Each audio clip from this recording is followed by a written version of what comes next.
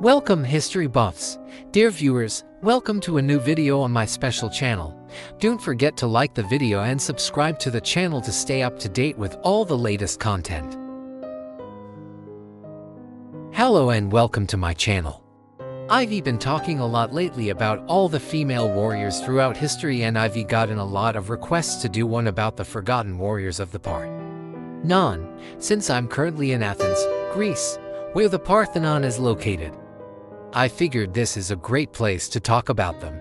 I don't know if you've ever been here, but this city sits at the base of the Acropolis Hill, which is home to the most famous ancient Greek structures, including the Parthenon. If you look up, the hill looks like this. But 2,500 years ago, it looked a little something like this. This is the reconstructed version of what the Acropolis and Parthenon looked like back then. And since we're already looking at it, let's take a moment to just appreciate how beautiful it was and still is. This temple right here was dedicated to the goddess Athena, and it was considered the most important temple in all of Greece. And the Parthenon, which was the temple right next to it, was built by the architect and engineer Callicrates, and construction began around 447 BC and was completed 8 years later. It was built to celebrate the defeat of the Persians and to honor Athena once again because she helped the Athenians win the war. Now, the Parthenon didn't burn down until 480 BC during the Second Persian invasion, when Xerxes came to Athens to get revenge for his dad's loss in the Battle of Marathon. At that time, the Parthenon was full of treasures from all over Greece, including the famed gold and ivory statue of Athena Parthenos, meaning Athena of the Virgin, created by the sculptor Phidias.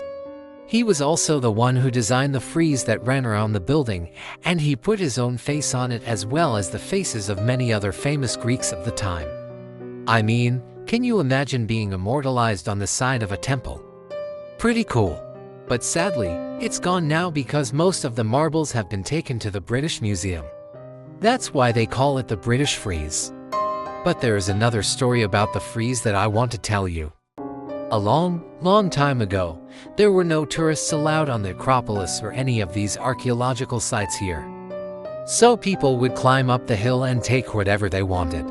There was this one man who used to come here every day, and he would chip away at the frieze.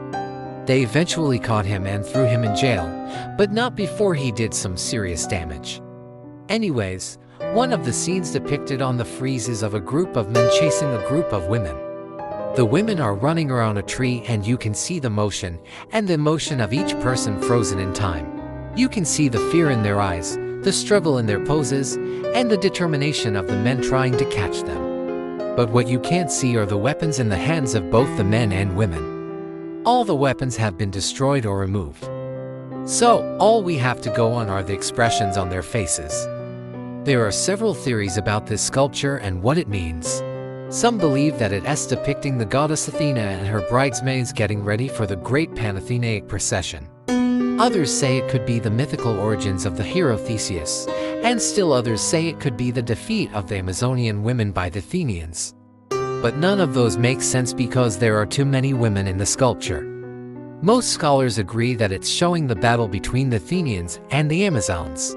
If you remember, the Amazons were an all-female tribe of warriors who lived somewhere in Scythia north of the Black Sea.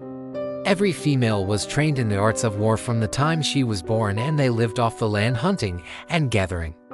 They wore practical leather armor, rode horses, and wielded bows and arrows. They never wore dresses, jewelry, or makeup.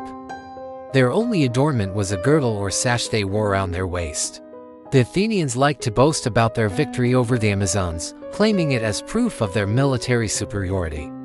But I have a problem with this story because the sculptures that remain of the battle show us that the Amazons were the ones kicking butt. Have you ever heard of the term Amazonian? It means having the strength, courage, and independence of a female warrior. That's because the Amazons were originally depicted as strong, fierce, and independent women. They weren't helpless damsels in distress waiting to be saved by a prince. They were warriors. And yes, the Athenians took some prisoners, but for the most part, they kicked butt and were skilled fighters. I mean, look at this scene here. We have one Amazonian woman taking down 3 Athenian men. Here's another one holding her own against 2 male opponents. And over here, this Amazonian woman is ripping off her helmet and throwing it to the ground after defeating her opponent. To me, these sculptures depict the true power and strength of the Amazonian women. And then there's this one I like to call Medusa. She's standing here with a sword in one hand and a shield in the other. Her head is turned slightly to the side and her hair is flowing behind her like a cape. She has the wings of an owl pinned to her shoulders and she is wearing a helmet with horsehair sticking out the top. This is Athena's iconic helmet that she wore during battle. And this is Medusa, the Amazonian warrior queen. As I said, Athena was known to wear this helmet, but she wasn't the only one. In fact, most female warriors in Greece wore helmets just like this one, even though the majority of surviving examples come from the 6th century. This type of helmet was likely used much earlier, like during the time of the Amazons. Now, I'm not saying that this sculpture here is Athena, but I am saying that this woman is a fierce warrior, maybe even the warrior queen. I mean, look at her pose. She's ready for battle. But regardless of whether this is Athena or Medusa, I think it's safe to say that the Athenians were proud to claim victory over the Amazons, but they had to work pretty hard to do it. The women were obviously strong fighters and it took more than one man to take one woman down. But the Athenians claimed that they won the war and they bragged about it for centuries.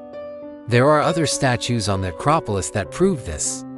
Like this one called the Wrestlers, it depicts two men wrestling, but one of them is clearly an Amazonian woman because she's wearing the traditional Amazonian girdle. And yet she's losing the fight. The point is, the Greeks loved to brag about their victories over the Amazons. And one of the ways they did that was through art. But while the sculptures on the Acropolis may show otherwise, I choose to believe that the Amazonian women won the war because they always won my battles. And if you want to learn more about female warriors, check out this playlist right here. Thank you so much for watching. I hope you learned something new today. Don't forget to subscribe and I'll see you in the next video. Until then, remember, women have always been the greatest warriors of all. Finally, don't forget to write an encouraging comment, like the video, and subscribe to the channel to receive all that is new. See you soon, my dears.